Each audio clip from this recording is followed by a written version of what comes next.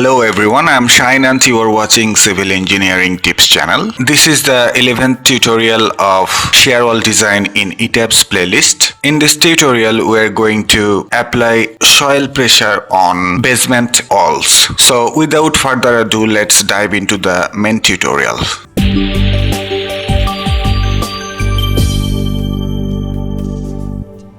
Before we apply the soil pressure on basement walls, let's separate the shear walls of basement. To do that, let's first select the shear walls or retaining wall of basement.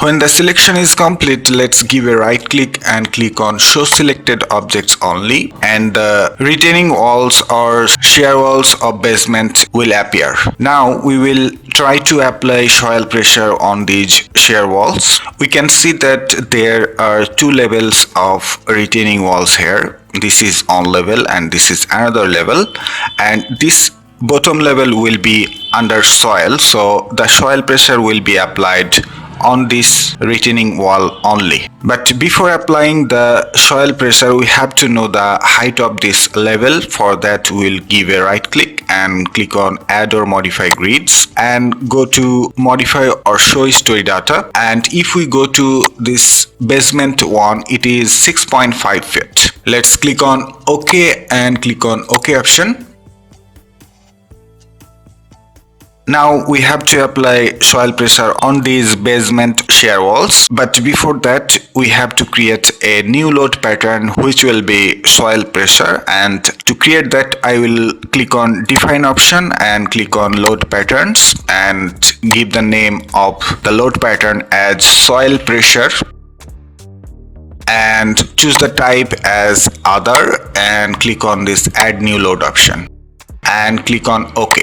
To calculate the value of the soil pressure, we have to open Excel file which is basement wall load calculation for ETABS, and I'm double clicking on this file.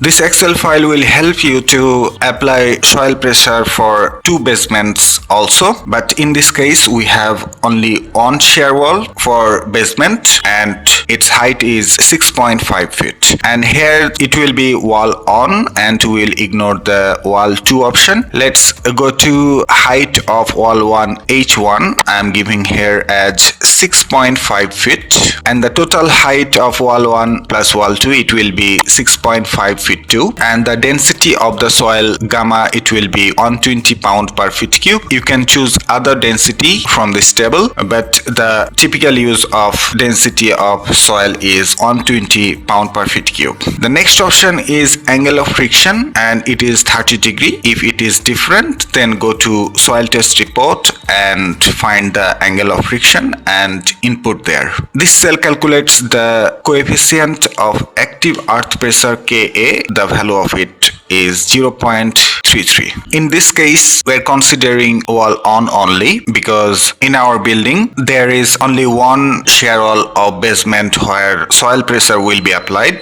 and the other level of the basement will be above soil and there is no need to apply soil pressure. So we will consider this wall 1 only, and here Z will be calculated from down to up and the other axis X and Y will be 0. Now we'll come to this table. It is for wall 1 and Z is equal to 0, so it means we are in this level, and in this level the value of P on is 260 pound per feet square and the Z is 0. So from this equation, if we input the value of P and Z, we will get the value of D is equal to 260 pound per feet square. Similarly, if we go to 6.5 feet up from this point, then we will get there will be no soil and there will be no soil pressure and the P will be 0. And if we input P is equal to 0 here and if we input Z is equal to 10 feet, then we will get the value of C, it is minus 40. So these two parameters are required to apply soil pressure on basement walls, and we are ignoring this wall 2 table because we don't need this table. Now let's scroll down little bit and we will get the picture of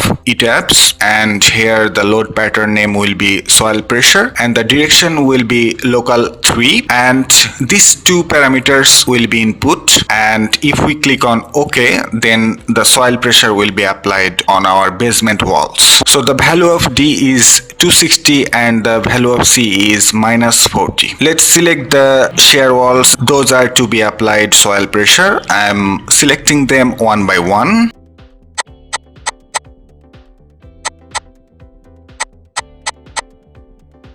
I have selected the basement walls successfully, and these basement walls will be under soil. Now I will go to this assign option and go to cell loads and click on non-uniform option and choose the load pattern as soil pressure and direction as local 3 and input the C as minus 40 and the value of D will be 260. Then click on OK option. So if you have only one basement wall, then you will apply soil pressure on these walls this way, but if you have two basement walls, then you have to follow some other rules. For that, let's give the height of this wall on as 10 feet. I'm giving here 10 feet, and let's suppose the height of the wall 2 is 10 feet also. So the total height of this basement wall will be 20 feet. I'm inputting here 20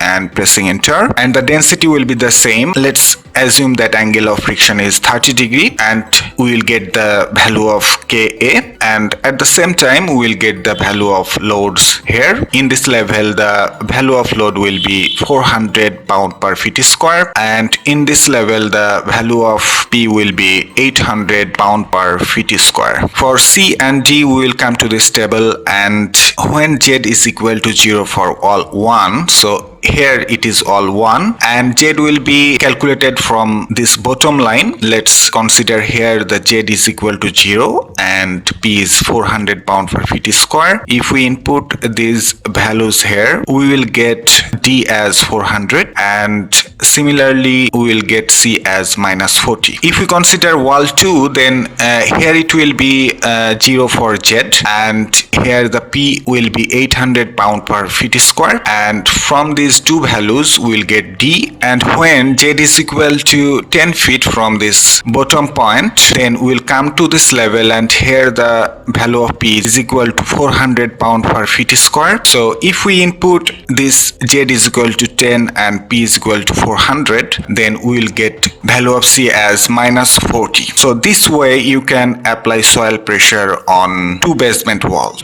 But in this building we don't need that. Let's read this note. Do not forget to check the direction of local axis 3 in ETABS. Each shell element, either it is shear wall or floor slab, it has their own local axis. To get that, let's click on this set display option and go to object assignments and go to shell assignment segment, and let's check the local axis option and click on OK.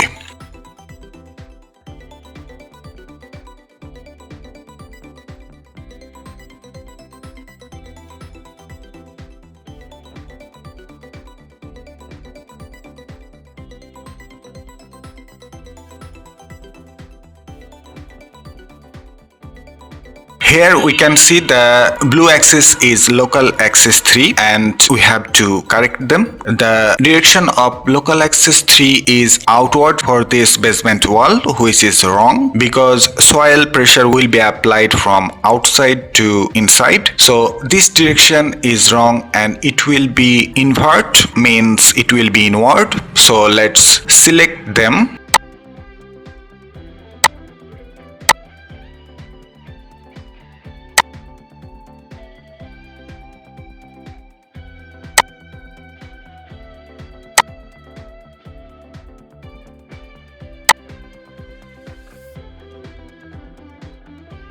For this portion of basement wall, it is correct because the direction of local axis 3 is inward, so I am not selecting that.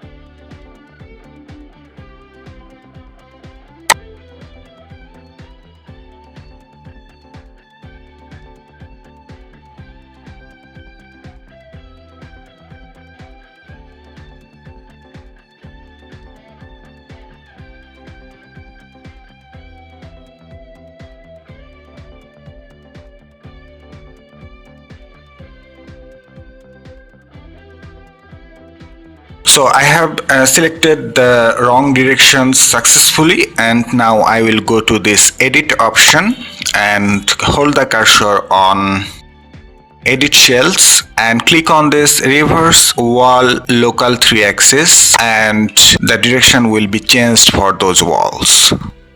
Let's select the unnecessary walls for now.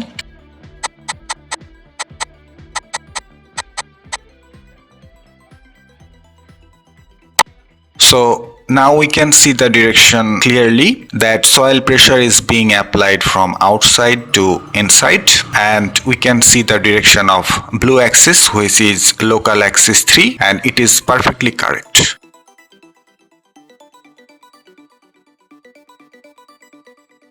If we select the basement wall and give a right click and click on this load section, then we will see that a non-uniform load is applied on these basement walls. Let's close the window and give a right click and click on show all objects.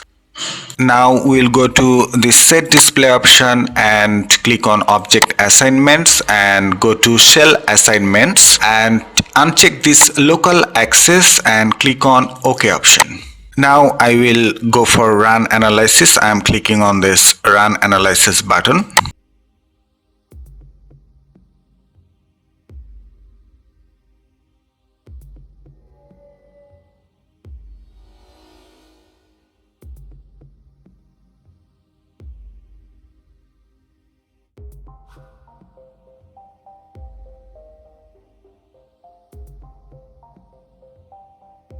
Shine.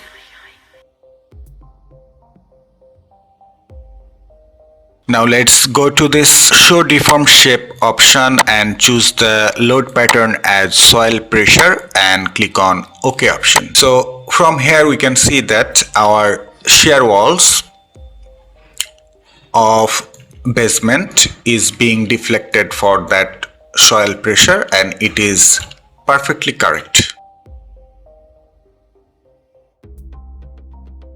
So this is how we apply soil pressure on basement wall or walls. This is all for today, and this is all about how to apply soil pressure on basement walls. Stay happy, stay safe. See you in the next tutorial.